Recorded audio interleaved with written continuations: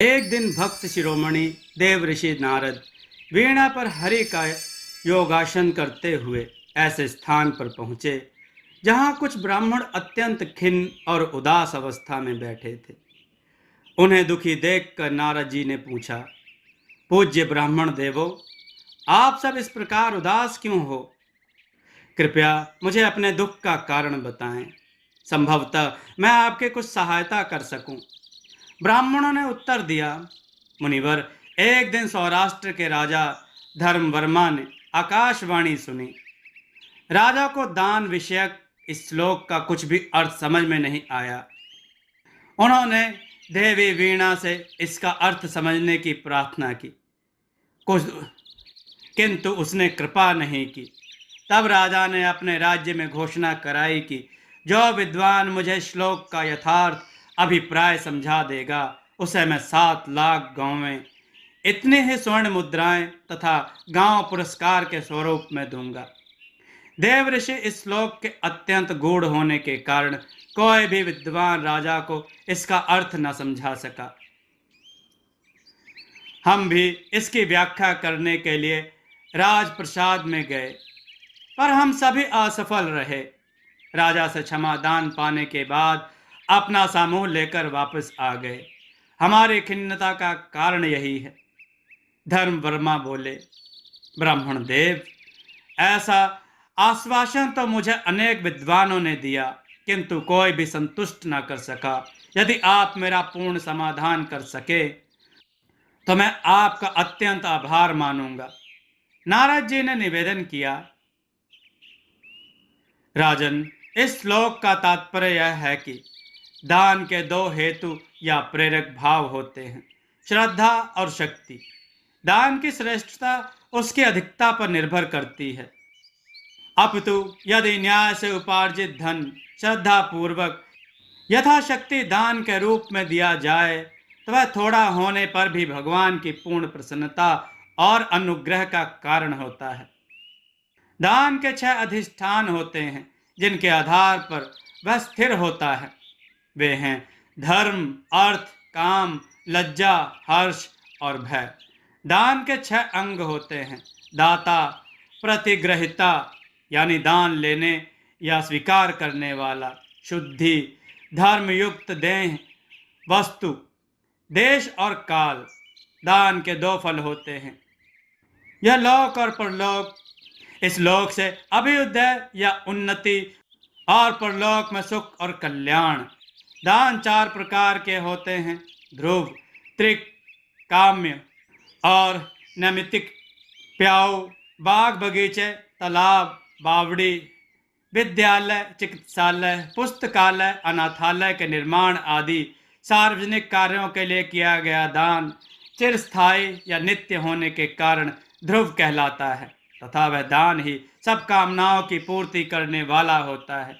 जो दान संतान, विजय यानी सफलता और ऐश्वर्य की प्राप्ति के लिए प्रतिदिन दिया जाए उसे त्रिक कहते हैं। यह पुत्रेषणा, विशेषणा और लोकेषणा, इन 3 ऐषणाओं की पूर्ति के लिए किए जाने के कारण त्रिक कहलाता है। जो दान काम्य पदार्थों के लिए किया जाए उसे काम्य कहते हैं। जो दान विशेष अवसर के उपलक्ष्य में विशेष कर्म और गुणों को देखते हुए अग्निहोत्र के बिना किया जाए वह नैमित्तिक कहलाता है।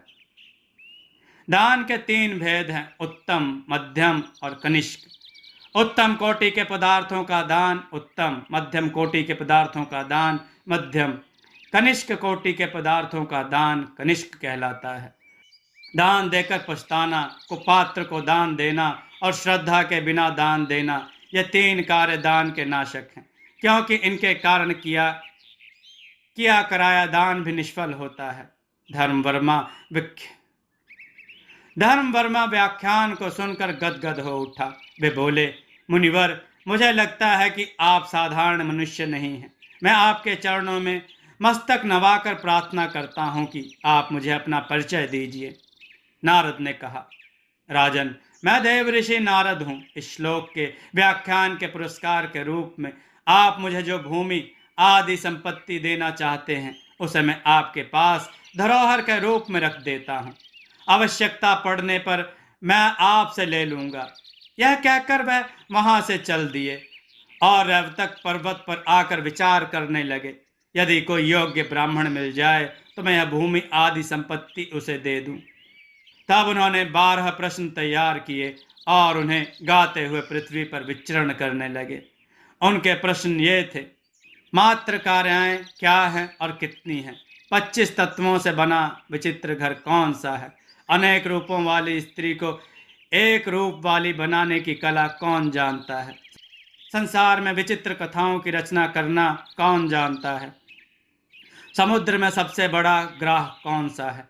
8 प्रकार के ब्राह्मण कौन से हैं? चारों युगों के आरंभ के दिन कौन से हैं? 14 मनवंतरों का प्रारंभ किस दिन हुआ था? सूर्य देवता पहले पहल किस दिन बैठे थे? प्राणियों को कृष्ण सर्प की तरह पीड़ित करने वाला कौन है? इस महान विश्व में सबसे अधिक बुद्धिमान कौन है? 2 मार्ग कौन से हैं? उपयुक्त प्रश्नों को पूछते हुए नारद जी ने सर्वत्र भ्रमण किया, किंतु कहीं भी उन्हें उसका उचित समाधान नहीं प्राप्त हुआ।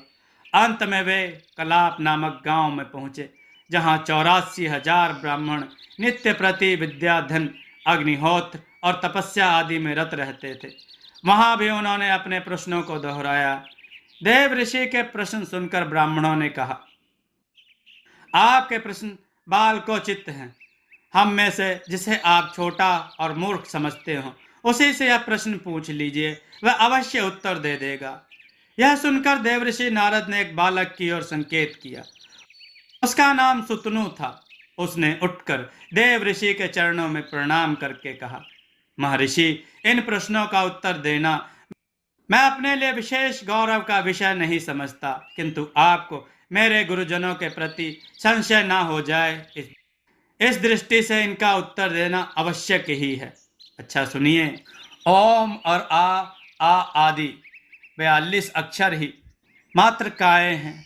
25 तत्वों दूसरा 25 तत्वों यानी 5 महाभूत, 5 महेंद्रिय, 5 ज्ञानेंद्रिय रूपा स्त्री है, किंतु जब इसका संबंध धर्म से जुड़ जाए तब यह एक रूप हो जाती है। पंडित ही विचित्र कथाओं के रचयिता हैं। इस प्रकार उस बालक ने सभी के उत्तर दिए। जो ब्राह्मण कुल में पैदा हुआ हो, किंतु उनके गुणों से युक्त ना हो, आचार और क्रिया से रहित हो, वह मात्र कहलाता है। जो वेदों से पारंगत हो, आचारवान हो, सरल स्वभाव, शांत प्रवृत्ति, एकांत सेवी और दयालु हो, उसे ब्राह्मण कहा जाता है। जो वेदों की एक शाखा का 6 अंगों और श्रोत विधियों के सहित अध्ययन करके अध्ययन, अध्यापन, यजन, याजन, दान और परिग्रह इन 6 कर्मों में रत रहता हो, उस धर्मविद ब्राह्मण को क्षत्रिय कहते हैं। जो ब्राह्मण वेदों और वेदांगों के तत्व को जानने वाला, सुतात्मा, पाप रहित, क्षत्रिय के गुणों से संपन्न, श्रेष्ठ और प्राय हो, उसे अनुचान कहा गया है। जो अनुचान के गुणों से युक्त हो, नियमित रूप से यज्ञ और स्वाध्ययन करने वाला, यज्ञ शेष का ही भोग करने वाला और जितेंद्रिय हो, उसे शिष्ट जनों ने भ्रूण की संज्ञा दी है। जो समस्त वैदिक और लौकिक ज्ञान प्राप्त करके आश्रम व्यवस्था का पालन करे, नित्य आत्मवशी रहे, उसे ज्ञानियों ने ऋषि कल्प नाम से स्मरण किया है। जो ब्राह्मण उद्धृता, अग्रसन का अधिकारी, नियमित संयमित आहार करने वाला, संशय रहित, श्राप देने और अनुग्रह करने में समर्थ और सत्य प्रतिज्ञ हो, उसे ऋषि की पदवी दी गई है। जो कर्म से निवृत्त, संपूर्ण तत्व का ज्ञाता, काम क्रोध से रहित, ध्यानस्थ, निष्क्रिय और दांत हो, मिट्टी और सोने में संभाव रखता हो, उसे मुनि के नाम से सम्मानित किया गया है। विद्वान बालक सुतनु के इन उत्तरों से पूर्णतया संतुष्ट होकर देव ऋषि नारद धर्म वर्मा से प्राप्त भूमि और संपत्ति बालकों को भेंट करके सानंद ब्रह्मलोक को चले गए।